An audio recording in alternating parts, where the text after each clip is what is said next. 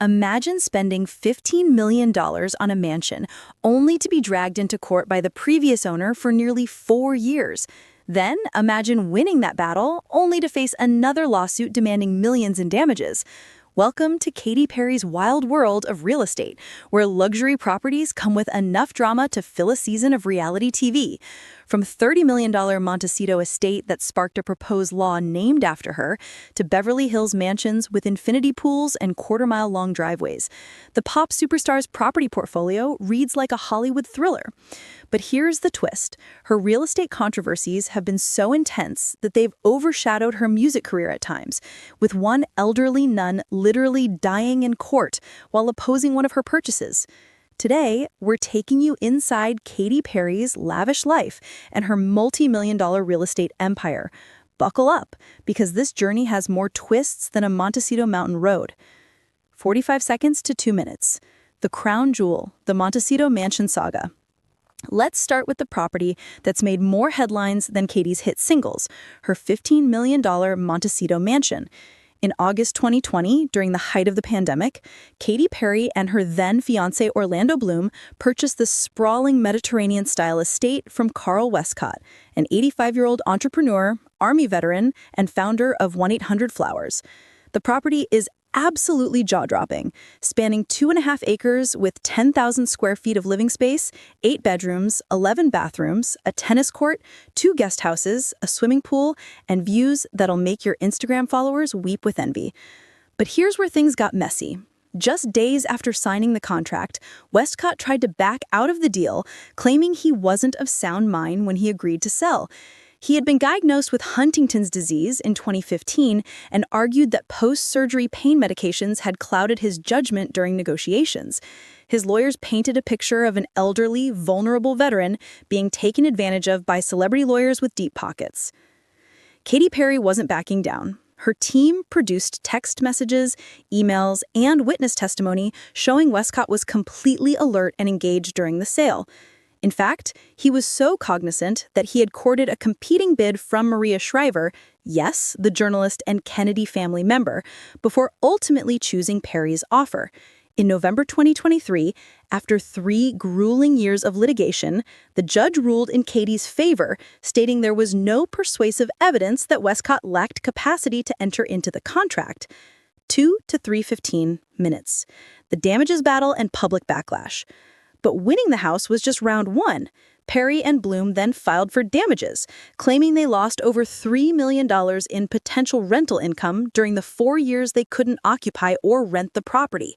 They also demanded over $2 million for repairs, alleging the house suffered pervasive flood damage, foundation cracks from a fallen tree, and general deterioration from lack of maintenance while the lawsuit dragged on. In late 2025, a judge awarded Perry $1.8 million, CEO today, though significantly less than the $5.2 million she originally sought. Westcott's legal team argued the repair claims were exaggerated, pointing out that Perry had rented the mansion to actor Chris Pratt and his wife Katherine Schwarzenegger while supposedly claiming it was inhabitable. And here's where the public relations nightmare really kicked in. The case inspired something called the Katy Perry Act. And yes, it's literally named after her, though Perry also stands for Protecting Elder Realty for Retirement Years. This proposed legislation would establish a 72-hour cooling-off period for real estate transactions involving anyone over 75 years old, allowing either party to walk away without penalty, Wikipedia female switch. The act gained bipartisan support from state representatives across multiple states, including Texas, New Mexico, Arkansas, California, and others, with supporters calling it protection against elder financial abuse. Westcott's son, Chart Westcott, didn't hold back in interviews, calling Katy Perry's legal team unethical and claiming they treated ordinary people like dirt. The optics were brutal: a mega-wealthy celebrity versus an elderly, ailing veteran. Whether fair or not, Perry became a symbol of celebrity entitlement in the eyes of many critics. 3 to 4:30 minutes. The convent controversy. A tragic chapter. If you think the Montecito mansion drama was intense, wait until you hear about Katy's attempt to buy a Los Angeles convent.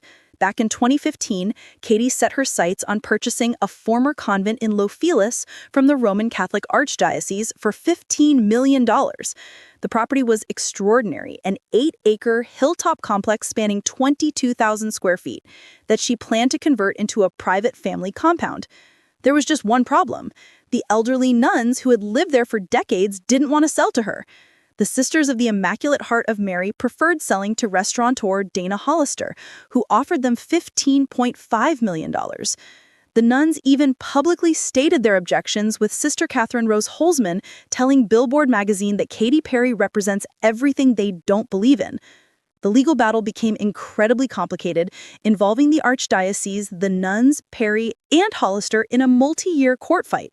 A judge ruled in Perry's favor in March 2017, explaining that the Catholic Church owned the convent, not the nuns, and therefore had the right to sell it. Click analytic. But the victory came at a devastating cost. During a 2018 court appearance, 89-year-old Sister Catherine Rose Holzman collapsed and died after publicly pleading, "Katy Perry, please stop, female switch." The tragedy shocked the entertainment world.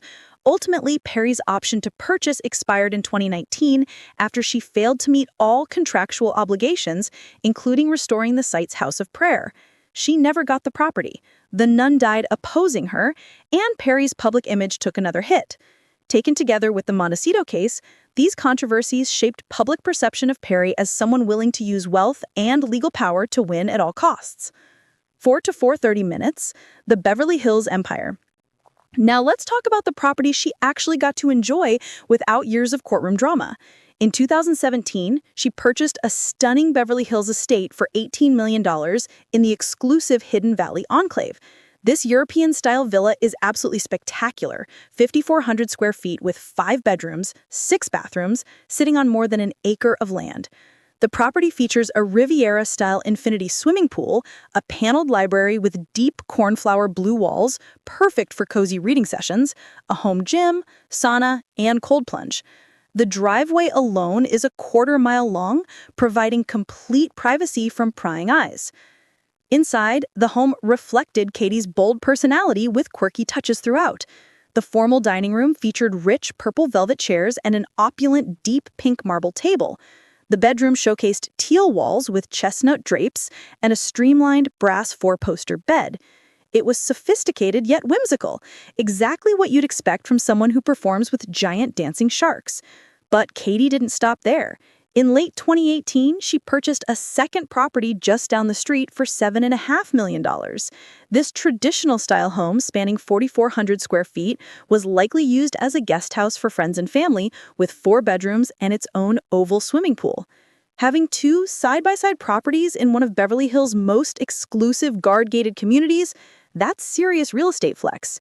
When she and Orlando decided to make Montecito their primary residence, Katy listed her main Beverly Hills estate for $19.475 million in April 2022.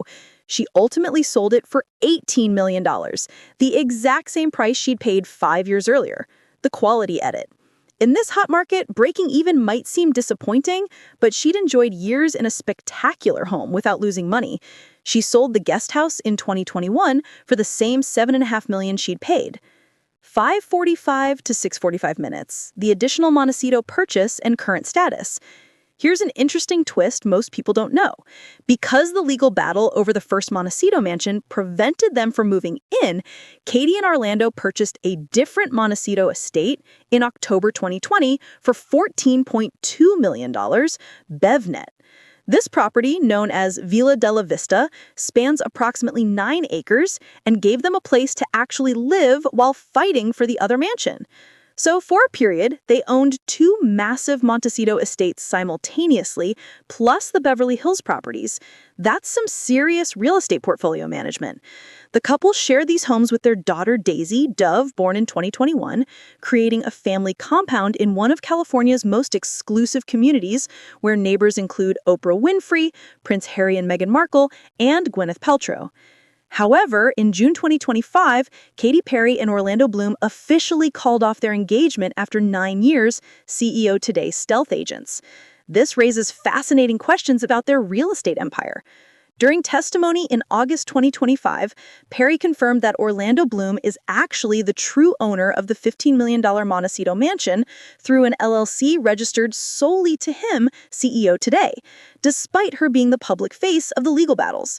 Meanwhile, Perry's name is the only one on the deed of their $22 million shared Montecito home, which was still undergoing a $14.2 million remodel at the time of their split, CEO Today's stealth agents. The breakup creates a complex real estate situation. Reports suggest both plan to remain primarily in Montecito for their daughter's sake, but dividing these properties and their combined $380 million net worth will be complicated. Perry has since been spotted with former Canadian Prime Minister Justin Trudeau, sparking romance rumors, while she continues her